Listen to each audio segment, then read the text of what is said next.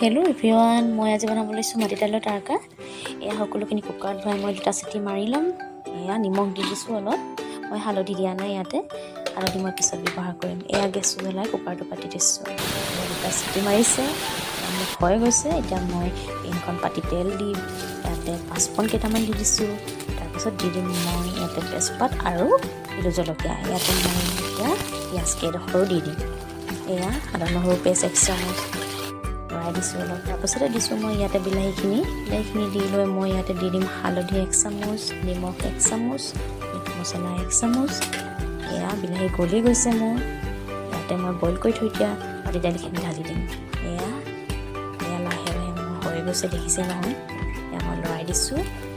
এয়া কণীখিনি আগতে ভাজি থৈছিলোঁ, আপোনালোকে পিছতো ভাজিব পাৰে। পিঁয়াজখিনি যেতিয়া দিয়ে দাইলখিনি দিয়াৰ আগতে তেতিয়া ভাজি ল'ব পাৰিব। এয়া ধনিয়া দি দিছোঁ।